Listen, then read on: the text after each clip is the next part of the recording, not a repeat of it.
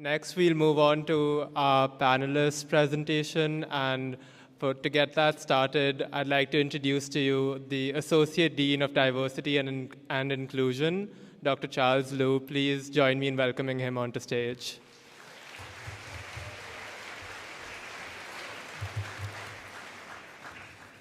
All right, what is up, Hopkins? How y'all feeling? Good. There's a little bit of life out there. I appreciate it. So my name is Dr. Charles Liu, and I proudly serve as the Associate Dean for the Center for Diversity and Inclusion here at Hopkins. The title for this session is Learning for a Lifetime in a Diverse Community. And this session and this topic is particularly personal for me and my own identity as the bilingual child of an immigrant family that literally crossed several borders so that they could have me, and one day I could attain their dreams of growing up in a flourishing democracy. So this movie might be a little bit outdated for y'all, but if any of y'all have seen a movie called Spanglish with Adam Sandler, you might remember there was a little girl who literally translated everything for her mom wherever they went. And that was literally me growing up. I'm also a proud first-generation college graduate, and I encountered my first truly diverse learning community sitting in a session like this, where you're sitting right now, at the University of Texas at Austin 20 years ago. Being in college was the first time in my life where I met other students not only across the US, but across the world, where I studied abroad in a country where I did not speak the language, where I got to vote in my very first election, and where I encountered people who simultaneously enhanced and challenged my system of beliefs. Growing up, my dad used to tell me, if everyone in your room looks like you and thinks like you, then you're in the wrong room. Our center, the Center for Diversity and Inclusion, puts on over 20 programs and events throughout the year, and we are also the category coordinators for over 80 identity-based student organizations. So if you have an identity, which all of you do, then you can always find a room for you here at Hopkins. So today's session is broken up into 3 parts, each consisting of about 15 minutes. And I'm gonna take a moment of personal privilege and just be real with you all. We constructed this because I personally have the attention span of like a 1-year-old puppy, so I needed to make sure that things transition quickly. So in the first part, you're gonna hear remarks from our guest speaker. In the second part, we're gonna have a fireside chat with a few of our student leaders within the Center for Diversity and Inclusion. The last part is reserved for interactive question and answer from you all. So as you engage in our session, please text any questions that you may have to this burner number above on the screen. And now I'm gonna go ahead and introduce our keynote, our guest speaker, Parag Mehta. Thank you. So there's the phone number. So as you're engaging with the session, if you have any questions for Parag, the last 15 minutes are gonna be for interactive Q&A. Feel free to text your questions to the burner phone, and we'll do that at the end of our session. So I first met Parag at a talk that he gave for Pride Month at the University of Texas at Austin when he was the chief of staff to the US Surgeon General, Dr. Vivek Murthy, in the Obama administration. And just to be real with you all, I was blown away by his story and his experiences. Through a series of mutual friends, we were connected, and I've been an enthusiastic fan of his ever since. Parag currently serves as the president for JPMorgan Chase's PolicyCenter, and he has been a leader in creating social change for years. From shaping evidence-based public policies to organizing large-scale social movements, he has worked with diverse stakeholders to promote the common good. I should also note that he has had 17 jobs in the past 22 years. His career has spanned political campaigns and public service, nonprofit advocacy, and private sector philanthropy. If there's a thread that connects all of his work, it's the idea that democracy works best when everyone gets to participate. Parag has spent most of his life trying to make sure that our democracy is truly inclusive, or as we say in Texas, that y'all actually means all. And really quickly, just to divert as well, Parag and his husband literally just moved from New York to DC this past week, and he still made time to be here with us. So please help me give an enthusiastic welcome to our guest speaker, Parag Mehta.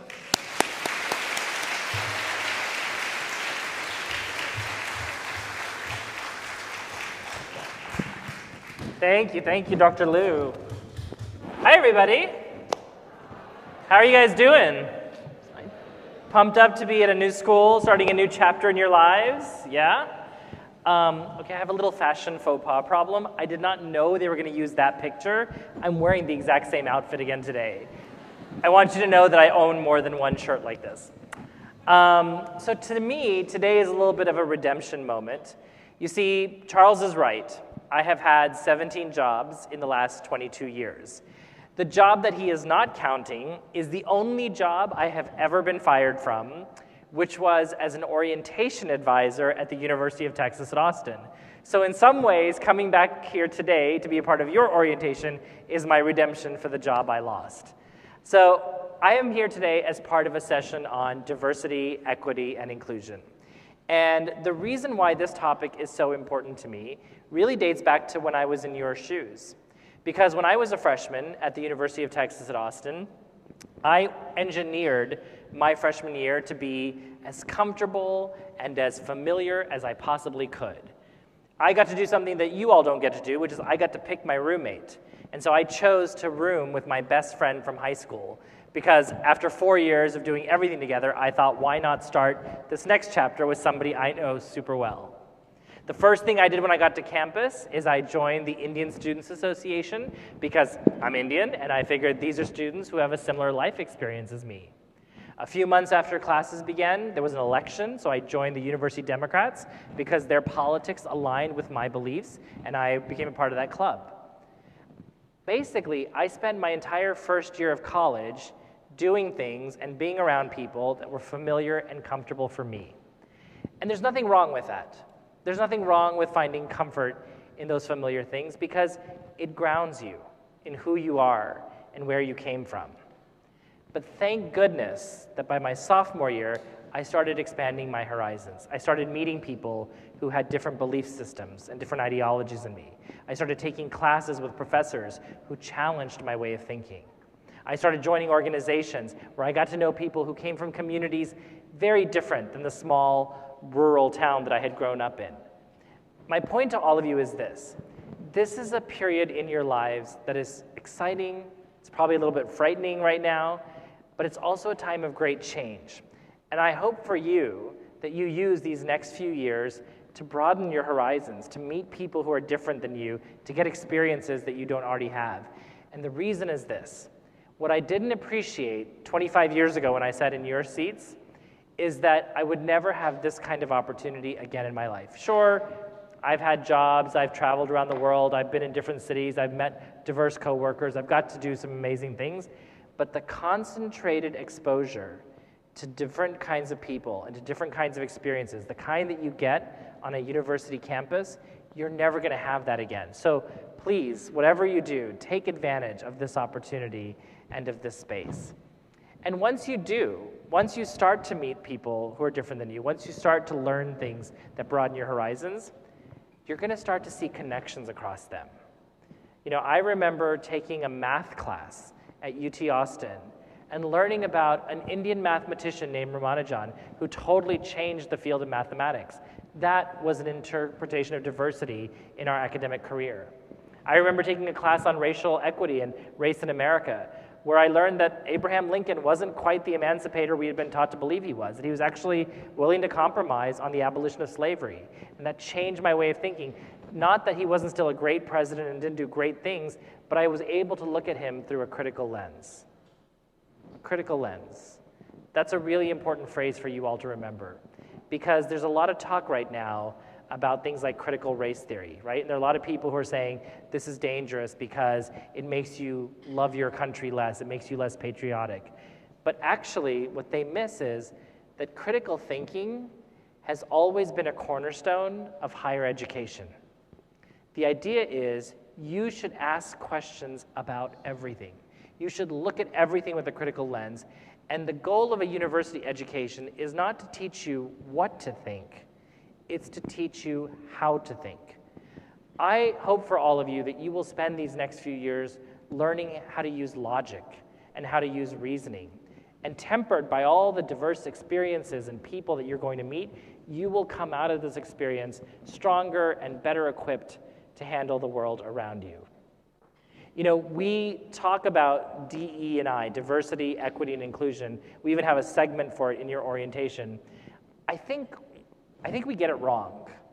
You know, in the corporate sector, I work at a big bank, and in our corporate sector, we have to do a training every year. You know, you have to go onto a webinar, and you have to watch a video, and you have to answer questions. And every year, they make us recertify our DE&I training. And we have to learn about things like unconscious bias and about stereotyping. And I understand why we do that. I understand why universities do what we're doing here today, because we realize that we have a problem. We realize that in your upbringing, in your education to this point, we haven't always made a priority of teaching you how to deal with people whose lived experiences are different than your own. So we want to train you. We want to create spaces like this to educate you. But here's the thing. DE&I is not a solution to a problem. It's a roadmap. It's a process formula that you use to get to your own solutions.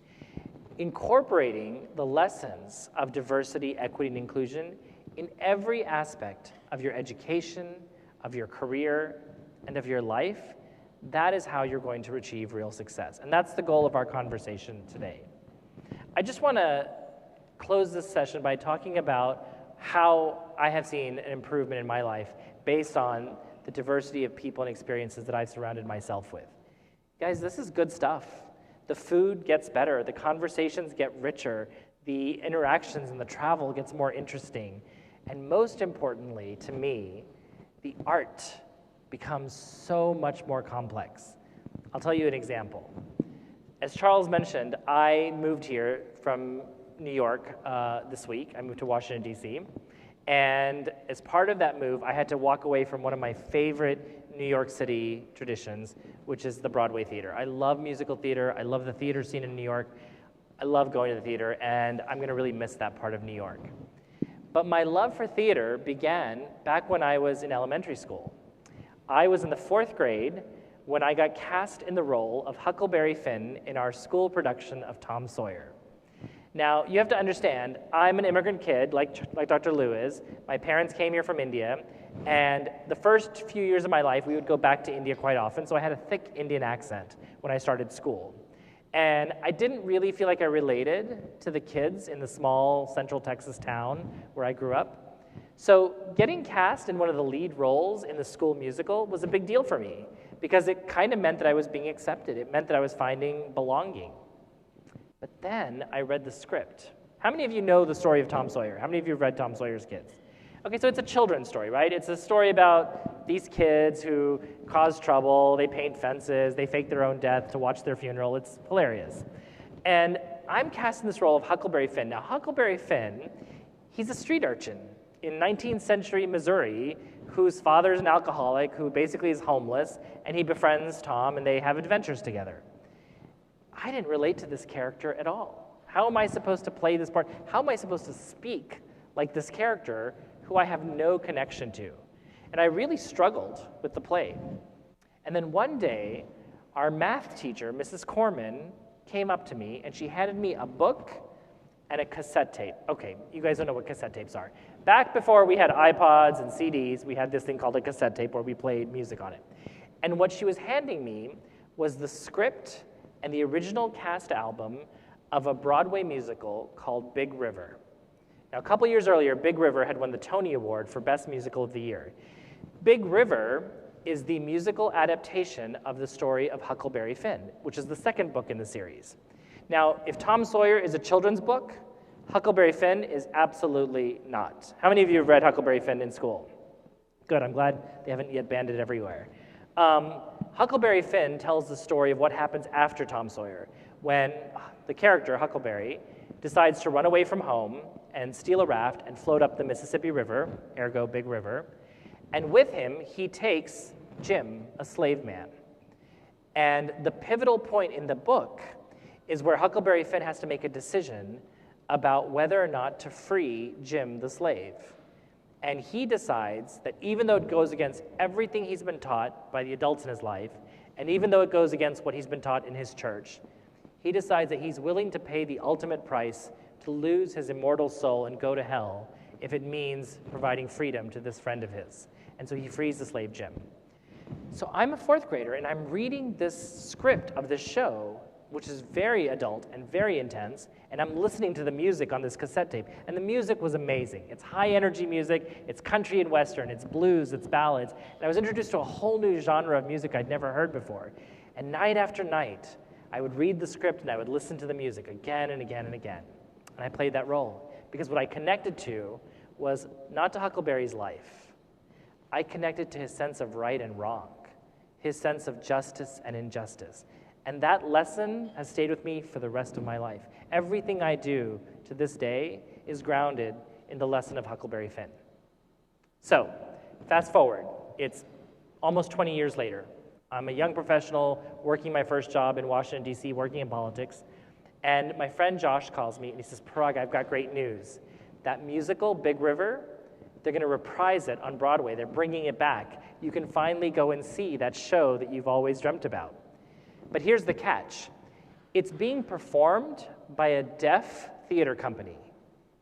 And I asked him, well, how does that work? How do deaf actors who can't hear and ostensibly can't speak, how do they perform the show?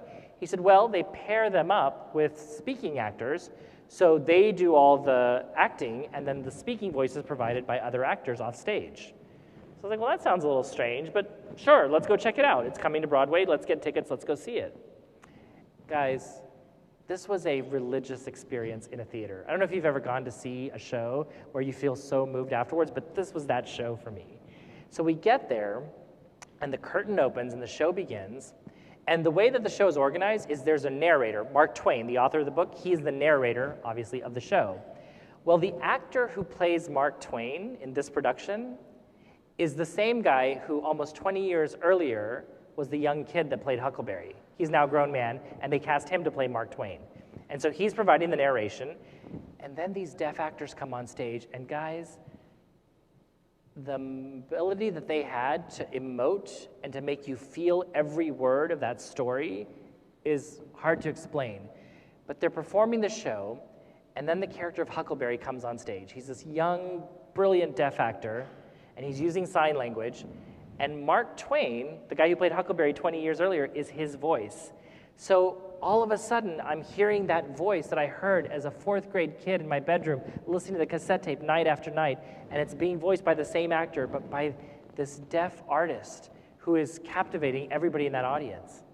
And we get to the climax of the show.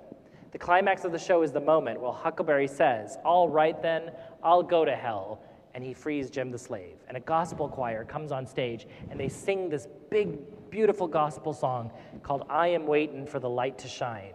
Because Huckleberry's looking up to the heaven and saying, I'm just waiting, God. Give me the knowledge. Give me the understanding. What do I do in this moment? And when the song gets to its climax, to the highest point, the gospel choir stops singing, and they're just using sign language. And it was almost as if the sound was unnecessary. This incredible group of deaf actors brought to life this powerful story about human justice. And they did it not by bringing sound to us, but by making us live for a moment in their world. That is the power of being around people and places and experiences that you've never known before. That's where greatness lives. That's where enlightenment comes. That is my wish for you. Have a wonderful career in college. Have a great next few years. Best of luck to you all.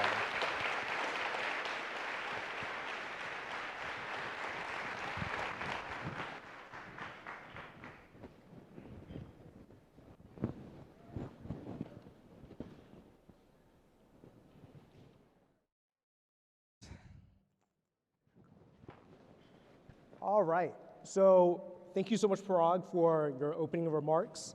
We're gonna go ahead and move to the fireside chat part of the session. I also have my fireside chat fan to be able to fan myself during this chat. Before we go and get started, we have a few student leaders, as I mentioned, so I'd like to go ahead and go around and maybe have them introduce themselves, starting with Shajay and then Okosa and then Madeline. So, hey. Shajay. Hi, my name is Shajay Pinnock. I go by she, her pronouns. I'm a rising senior here at Hopkins, and I'm involved with the International Students at Hopkins organization.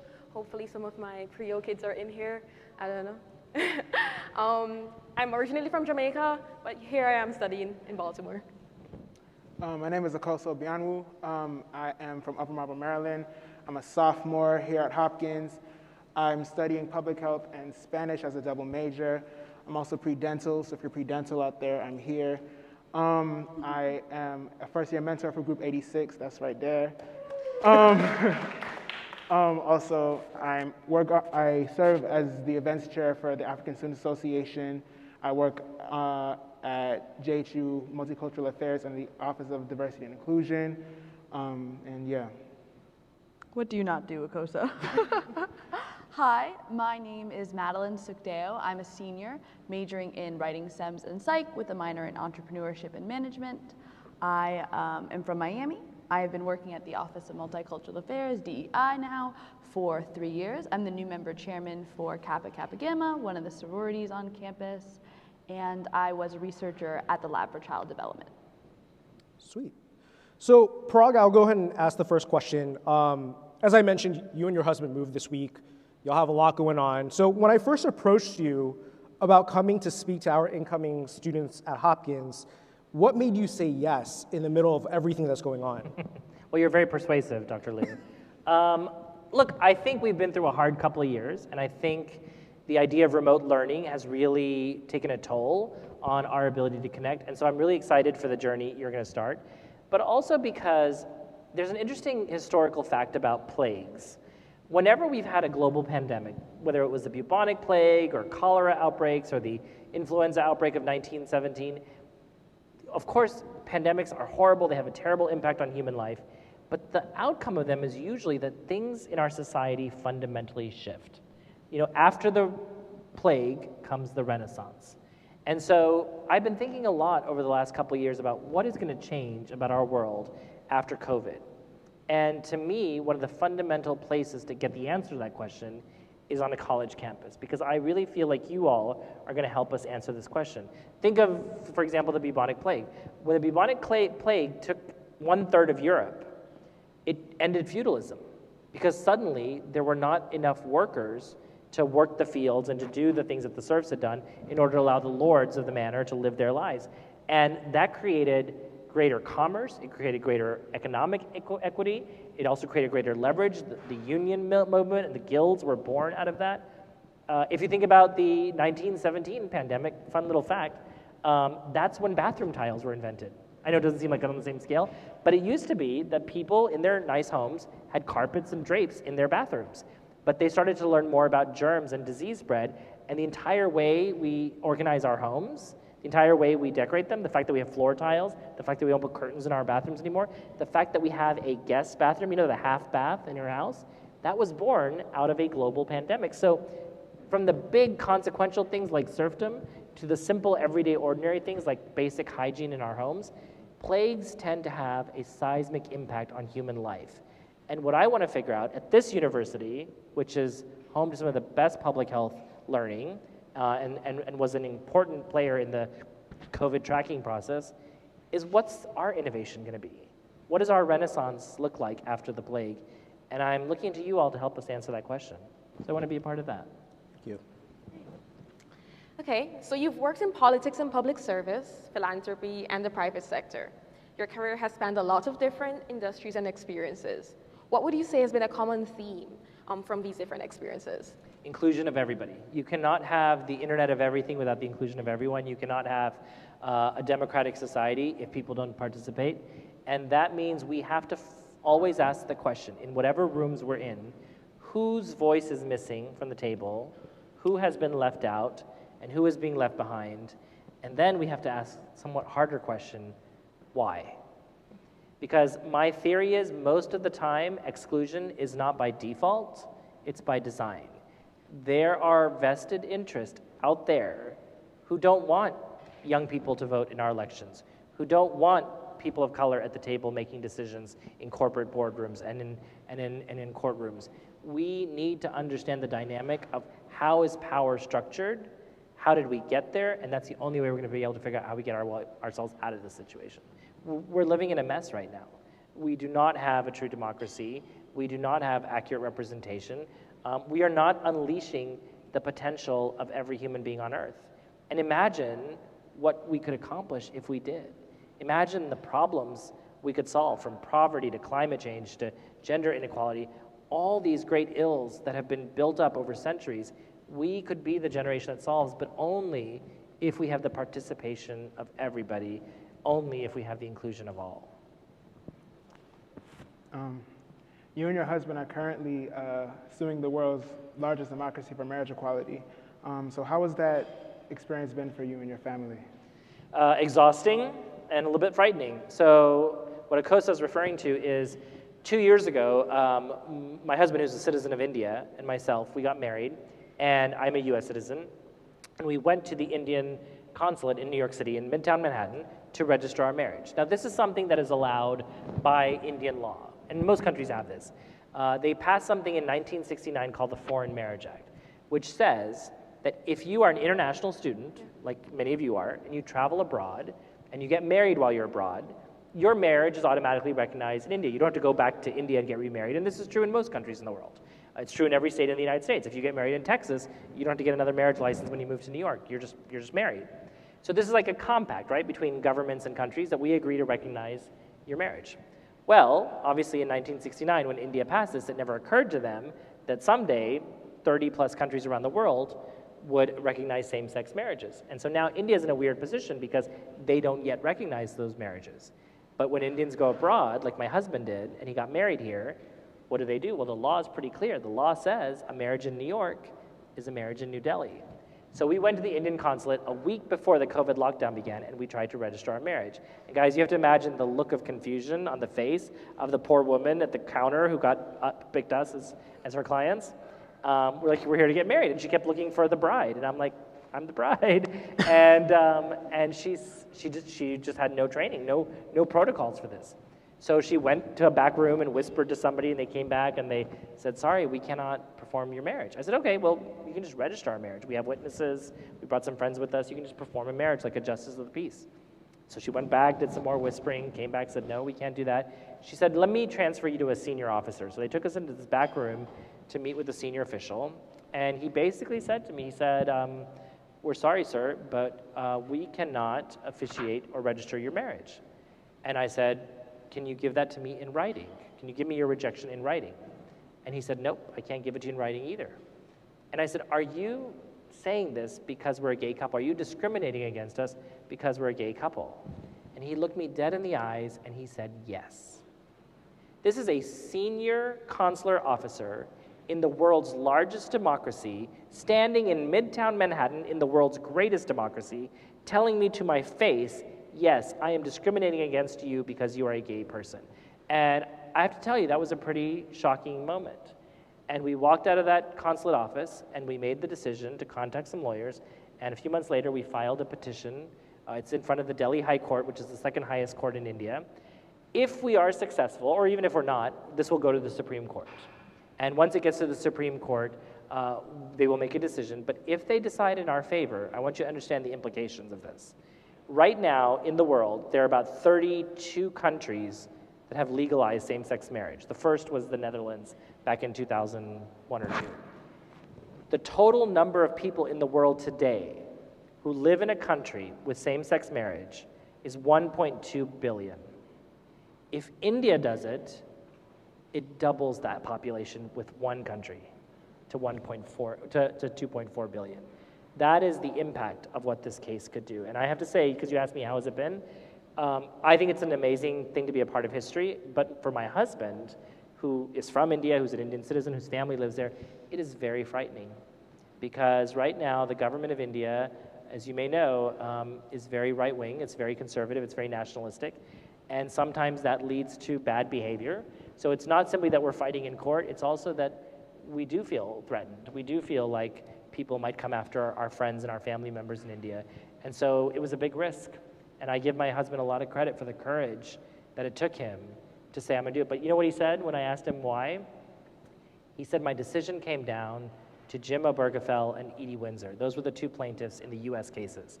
He said, if they hadn't done what they did, if they hadn't taken the risk that they took, you and I would never have been able to get married. So somebody did it for us, it's our obligation to do it for the next people. Wow. Thank you for sharing.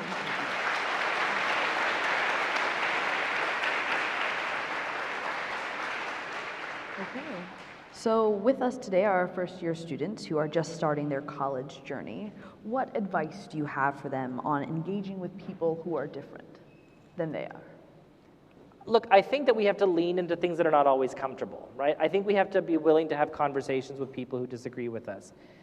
We have come to a place in our society right now where everybody has sort of moved into their corners, right? I only want to read media that I agree with. I only want to talk to and hang out with friends who share my values. I only want to be around people who are culturally like me.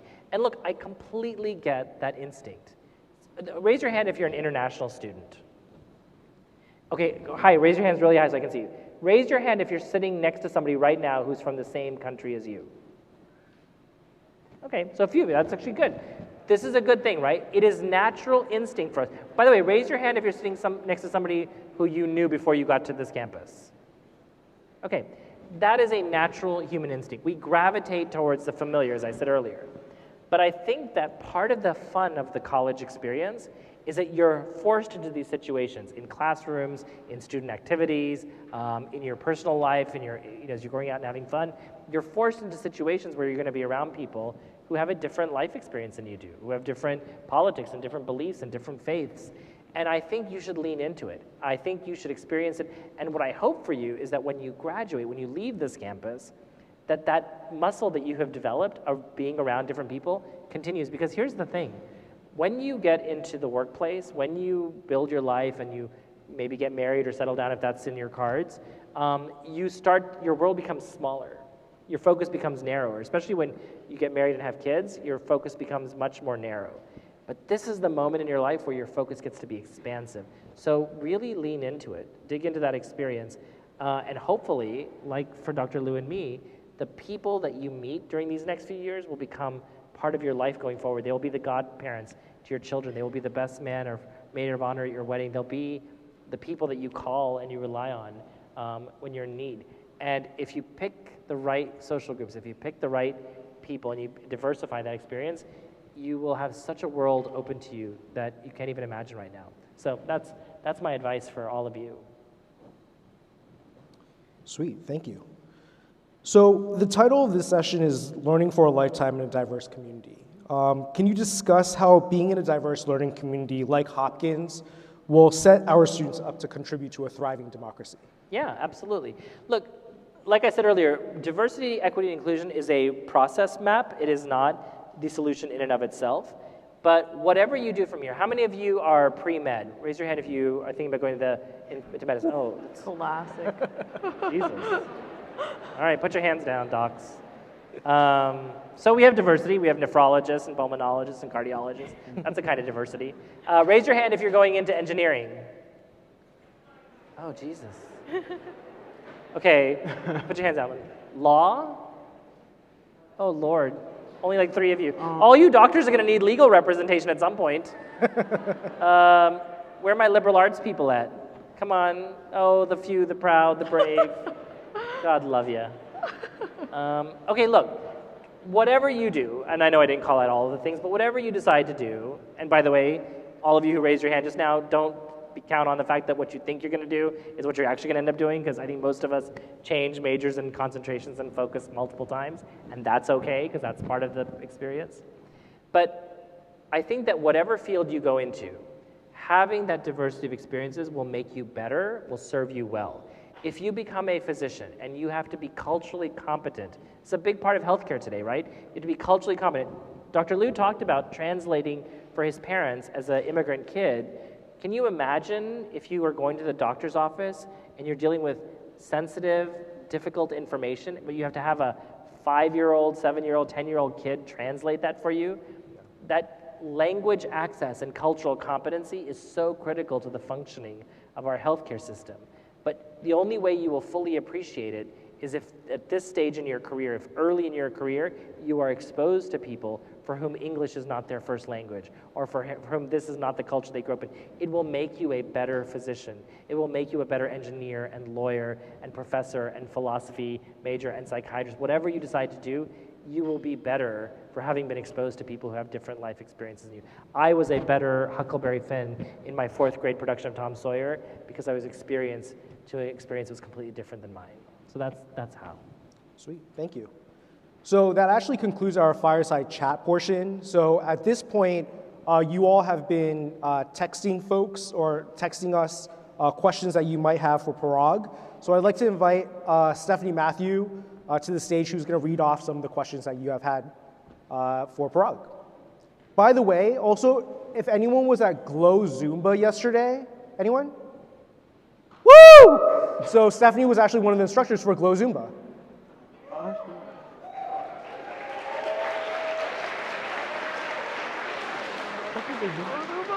We're going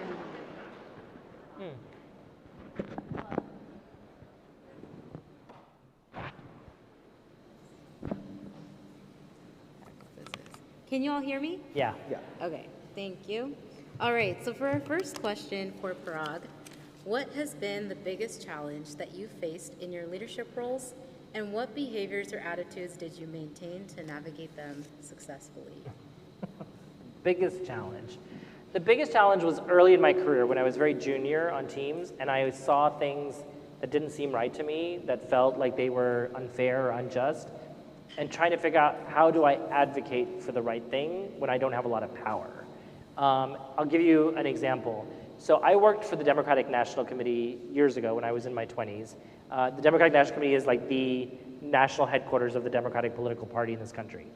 And you know, progressive organization, shared my values, it was all going great. I was their national training director, so I got to travel to all 50 states and train organizers on how to win elections. We were incredibly successful. I was there during the 4 winningest years in the modern history of the Democratic Party, culminating with the election of Barack Obama in 2008. All good stuff, but the year of the presidential election, in 2008, there was a primary, multiple candidates, Hillary Clinton, Barack Obama, Bill Richardson, John Edwards, lots of people running for president. And we, the DNC, were responsible for being the referees in the process. We couldn't take sides, we couldn't choose. Our job was just to make sure that people turned out and participated and voted in the Democratic primaries. So that year, I think you all know, right, that when we have a presidential election, it always starts in the state of Iowa. And I'm not gonna spend a lot of time here explaining why, but for historic reasons, Iowa always gets to go first, and then New Hampshire. Those are the first 2 primary and caucus states. Well, a lot of people in the Democratic Party felt that this process was not fair because those are 2 very majority white states. They don't have a lot of diversity, and our party holds diversity up as a high value. So we wanted to change the calendar and include some more diverse states in the beginning. Because what ends up happening is if you win Iowa and then you win New Hampshire, the game's kind of over, and then the other states don't matter as much. And that felt like a lot of voices were being left out. So that year, in 2008, the DNC made the decision to keep Iowa first, but immediately after to add Nevada. Nevada is a state with a very large Latino population, the largest Pacific Islander population in the country outside of the coast, and a huge youth population. It's actually one of the youngest states in the country, and a large labor union movement. So we thought this represented some good diversity, we want to include them, and then we added South Carolina as a second primary because it's a heavily African-American state. And we thought that this would force the candidates to talk to these communities, engage with them, answer their questions, and get vetted by diverse communities. All good. So we make the announcement, and then the Nevada Democratic Party announces that they are going to host a presidential debate, similar to one that Iowa's done for many years, and they're going to call it the Black and Brown Debate. Now, the Black and Brown Debate is an Iowa tradition, because they're a very wide state, to say, let's spend one debate answering questions that affect Black and brown people. Black and Hispanic. And so they decide to do this, and they make an announcement about it. Well, we start getting flooded with emails from the Asian American community, and I'm being Asian American, having worked in that population for a long time, I start getting emails from my friends saying, what the hell is this? The whole reason why Nevada got to go second after Iowa was because, in part, they're large Asian American and Pacific Islander population. So how come we're being left out of the debate? Why is it just a black and brown debate?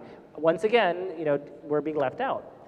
And so I talked to some colleagues and I got some information about why this happened, and it turns out that the Democratic Party had nothing to do with this. This was a media company, NBC, Universal, which runs the debates. They had made the decision to name it this way. So I said, okay, very easy solution. I shot off an email to a bunch of Asian American leaders, and I said, I agree with you, this is terrible, this is discriminatory. Here's who you should write to. This is the person at NBC, here's their email address, that you should write to register your concern, and you should copy the chair of the Nevada Democratic Party. Here's her name and here's her email. And I sent it to like 50 top Asian American leaders and donors and said, go do your work. 3 days later, I got called into the chairman of the DNC's office by the chief of staff to tell me that they were very upset with me and I was in big trouble. And I said, why? I saw something that was wrong, I called it out, and I told people what to do about it. Isn't that our job as activists? And she said to me, Parag, you can be an activist on the outside, but you cannot be an activist inside of the organization. And I said, but we're a fundamentally progressive political party. If we're not willing to call out things that are unfair and unjust, how on earth do we expect our candidates to live up to that? And she said, I completely understand your perspective, but here's the problem. By calling out the chair of the Nevada Party, you didn't consider the politics of this. Because it turned out that back in 2008, the Senate Majority Leader, the leader of the Democrats in the Senate, was Harry Reid, who is from Nevada. And you had basically criticized publicly his party, and you had done it from your DNC email account. So somehow his chief of staff got wind of this, called my boss, and said, I want this guy fired. I don't know who he is, but I want him fired. He was more powerful than I was. Luckily for me, the chair of the DNC at that time was a man named Howard Dean, who is my mentor and one of my favorite politicians in this country, and somebody I greatly believed in. And Governor Dean, who's been the governor of Vermont, he called me a couple days later. He said, Parag, we're not going to fire you. You're too valuable to the party. What I am going to do is I'm going to suspend you without pay for 4 days. And he said, on a personal note, I actually admire what you did. I thought it was kind of brave. So I'm going to write you a check out of my personal bank account and pay you for those 4 days from my account. But the last thing he said to me, and the thing I want you all to take away from this story, he said, Parag, why didn't you just email me? You believe in me. You worked on my presidential campaign. You followed me to the DNC. You know my heart. You know my values. You know I would have agreed with you. If you had just gone to me and told me about the situation, I could have sent the email that you sent. And no one can fire me because I was elected to this office. His point was, when things are hard, don't look down, look up. Find allies, find validators in power, and let them carry the water. And that was one of the hardest lessons for me to learn as a young person in the work environment.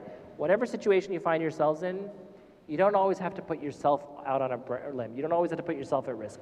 Find the allies with power and empower them to do the hard work and the heavy lifting. Thank you.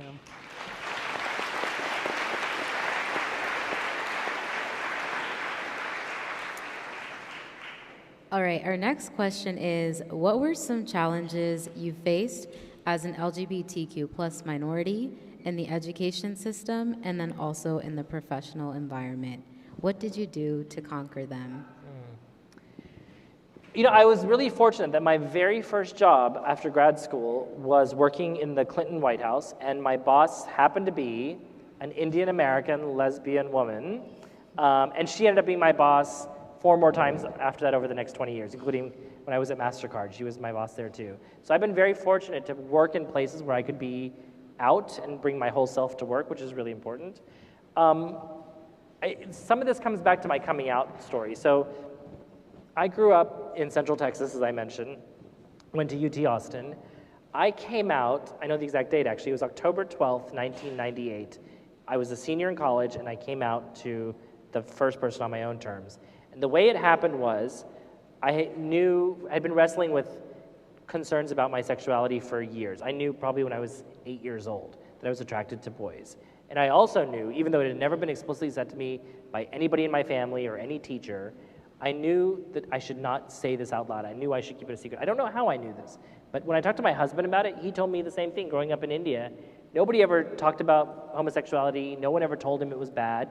But he just knew not to say it out loud. And I've been trying to figure out, why is that? Why do kids assume that? And I've realized the answer was because we didn't see ourselves represented anywhere. When you go to school, when you see your parents, when you go to the movies, when you watch television, if you don't see people like you, if you don't see representation of faces and voices and experiences like yourselves, then you're going to assume that there's something off about my experience. So from age 8 until 22, I was deeply in the closet and scared.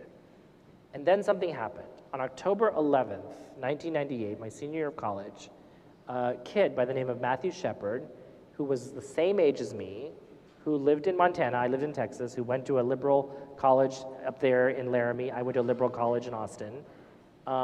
He was beaten nearly to death and left to die in a field.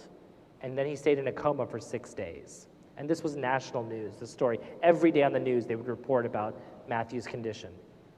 And October 11th was National Coming Out Day. It was the 10th anniversary of National Coming Out Day in '98. And I remember on our campus, we had a big event. The LGBT Students Organization had like this big thing on the mall, and all the students were going by it and seeing this big celebration. And I was in the closet, and I walked by it, kind of didn't want to be associated with those people, didn't want people to guess that I belonged in that group. And then I get home, and the next morning I wake up to the news that Matthew died after being in a coma. And for the first time in my life, I didn't feel scared, I didn't feel sad, I felt angry. Because I thought to myself, it's not enough that we have to hide who we are, but now we have to be killed for who we are, and that didn't feel right. So I got in my car, and I drove to campus that evening, and I walked into the student union, and I found the first advisor whose light was on and who was still working in the evening. And I walked up to him, I barely knew the guy, he was brand new at campus, and I said, I need to tell somebody this, I'm gay. And he looked up at me and he said, me too. And then he said, Parag, your life is about to get so much better. You are going to breathe easier, you're going to walk taller, you're going to sleep better. You are about to go through this incredible process that's going to free you. Because at the University of Texas, Dr. Liu knows this, our main building, the UT Tower, the famous tower, there's an inscription on the front of it. And every day I would walk by this inscription. I never fully appreciated what it meant until this day when I looked at it and it said, ye shall know the truth, and the truth will make you free. And that advisor, his name was Scott Collier, he was absolutely right. The truth did make me free. So I didn't really answer your question, but I didn't face a lot of challenges and discrimination because I decided in that moment, on October 12th, the day after Matthew Shepard died, I decided from that moment on, no matter what the consequences, I was going to live my truth on my own terms. And once I made that decision, I've been free ever since.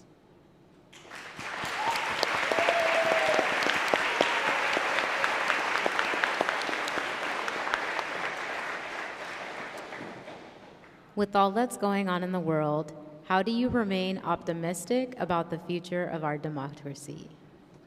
Easy, because we live in the best time you could ever hope to live in.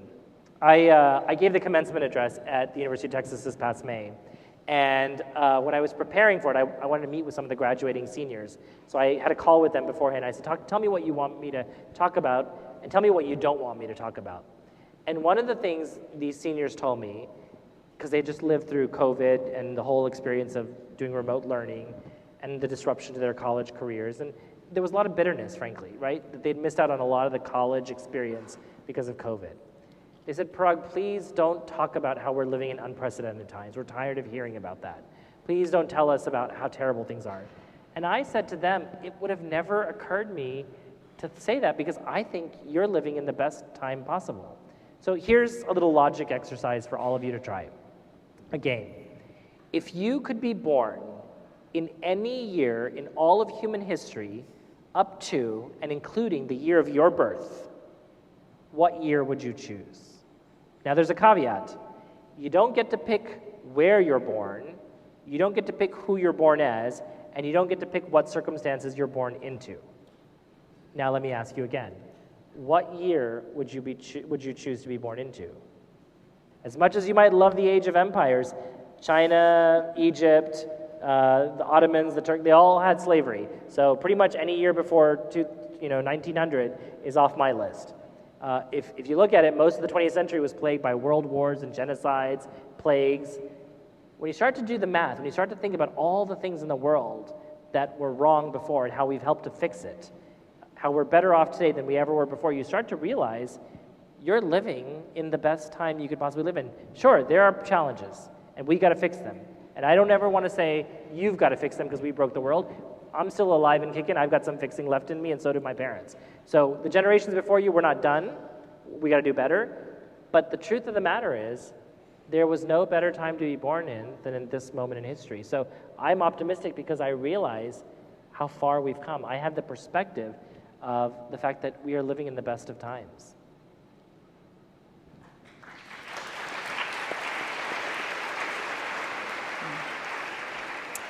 Okay, We have one last question for our time. So which political campaign did you love working on the most? Look, the expected answer is the Obama campaign, right? Because that was life-changing, it was world-changing, and electing President Obama was one of the most important things I will ever have been a part of. But the true answer, the campaign that I loved, was actually one we lost. So in 2003, I was here in Washington, Baltimore area, and I was working in politics and government, and I was miserable. I didn't love my job. I didn't feel like I was making a difference. And I started hearing about this guy in Vermont, Howard Dean, who was the governor, and who had done some really remarkable things. He had gotten health insurance for 98% of the population of his state, which was a big deal because even though Vermont's small, that actually makes it harder. When you're in a small state, finding the financing to cover that many people was a big deal. As governor, in 2000, 12 years before we had marriage equality, he signed the first civil unions bill in the country. And he didn't do it because he knew gay people or he had gay friends. He did it because he grew up during the civil rights movement and thought, you got to do the right thing. This is inevitable. Why would you leave anybody out of the basic family structure? And by doing that, by signing that bill, he had to wear a bulletproof vest for the next year, and so did his kids, because there were so many death threats against him. But he did it anyway because it was the right thing to do. So I started reading about this guy, and I really just sort of fell in love with the way he talked and thought about politics. And I thought to myself, I need to be a part of that movement. And so I didn't know anybody on that campaign. I didn't have any connections there. But one day I just got in my car and I drove from Washington, D.C. to Vermont. And I spent the next year of my life living in this community I'd never been in, that I fell in love with, and working with some of the most brilliant people I've ever met. And we ran the most inclusive first online presidential campaign in American history. And though we did not win, I said, actually, the day that Howard Dean ended his campaign and dropped out of the race, he asked me to introduce him. He was going to go on stage in front of the reporters, and he was going to announce that he was ending his campaign. He said, Parag, I want you to be the one that introduces me. And I thought of all the people, of all the thousands and thousands of people around the country who've worked on this campaign, who've donated money to you, who've been your supporters, why me? He said, because my campaign was always about the next generation. It was always about young people and what young people can do to make this democracy more equitable. And I want the face of the end of my campaign to also be the voice of the next generation that's going to lead us. And I had the great privilege of being part of that presidential campaign, which did change. Obama, Biden, Kamala, all the things that happened after, the ideas of those campaigns, the inclusion, the democracy, all those ideas were built in the laboratory of Howard Dean's 2004 presidential campaign. And it's the one I'm always most proud of.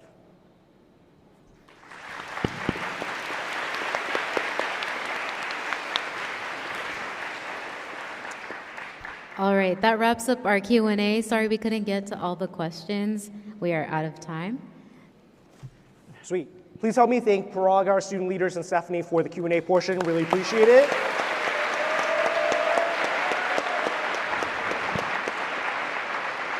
And before we conclude, I'd like to welcome up our Assistant Vice Provost for the Office of Diversity and Inclusion and our Deputy Chief Diversity Officer, Dr. Emil Cunningham, to the stage. Please help me welcome my boss to the stage. Thank you.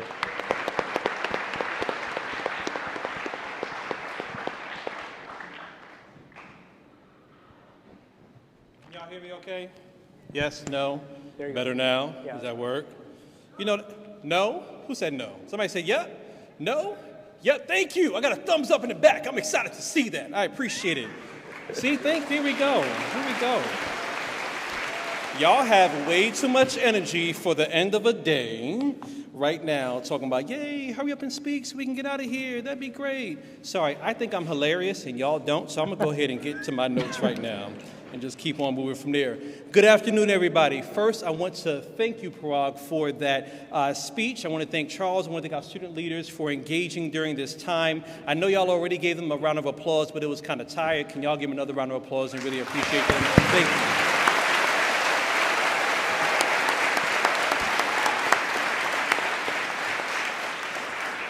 So, truth be told, as a new Hopkins community member myself, honestly, I started February 16th, and so this is all brand spanking new to me. I walked into the building and had to tiptoe down here because I didn't know there was a new student orientation coming on. Somebody said, hey, can you speak? I said, sure, not a problem. I thought it was going to be like 15, maybe 50 people.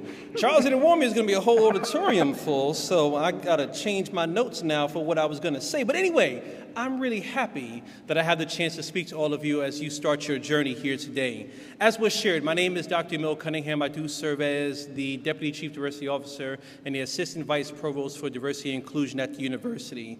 And in truth, it's a heck of a job title that I'm not really sure explains anything about what I do or about what our office does.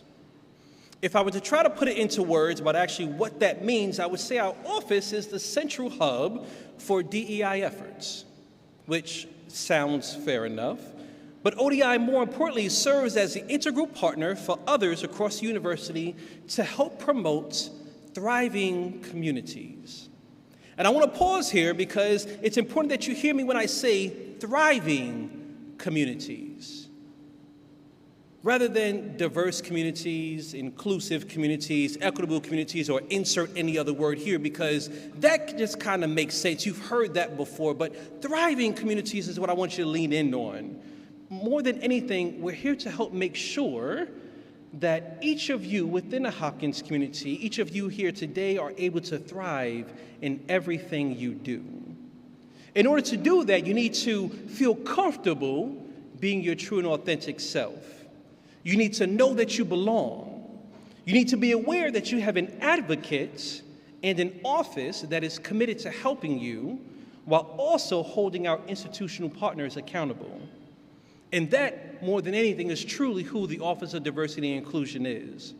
Our office has foci areas that address inclusive excellence, training and development, strategic D&I initiatives, graduate student diversity, faculty diversity, CDI, which seeks to offer a sense of belonging for students and through their holistic support. And that's all well and good, but actually we're expanding our office to do more.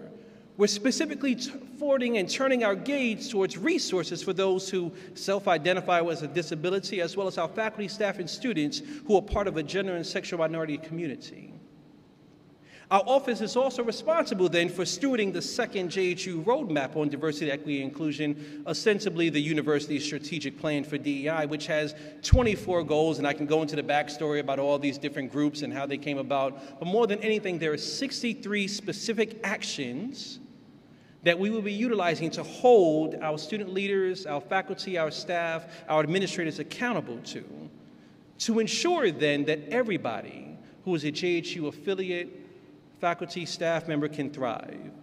For each of you inside this room, that specifically looks like the development of a university-wide student advisory council, the development of dedicated multicultural student space, a DEI lifecycle program, and a host of other initiatives that will hopefully help ensure that your time here at JHU is meaningful. And I know I'm talking a lot right now, and I also know that all of you are tired and ready to go on and get some food, so I'm gonna go ahead and wrap it up. I promise you I will. But please hear me when I say that I'm intentionally mentioning what we do and what we don't do, or rather, what we haven't done yet. Because I want to call you in right here and right now, and I'm encouraging each and every single one of you to get engaged with our office, get engaged with the Center for Diversity and Inclusion, and to hold us accountable. Should you find yourself in need of allyship, of accomplishment, of partnership, of advocacy or support, I encourage you to reach out to us. I encourage you to think about what Parag said, which is to look up and know that we are here to help support you. Better yet, stay close. Get engaged in the many opportunities that are being brought to you that are available through CDI and your academic divisional areas. Because your college experience should not just be one in which you survive, but more importantly, one in which you thrive. Thank you.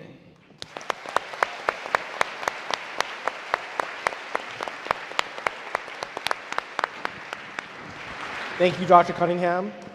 So on behalf of the Center of Diversity Inclusion, the Office of Diversity Inclusion, that concludes our session. Thank you so much for being here, and I believe at this point you can go ahead and exit. Thank you all so much. Thank you.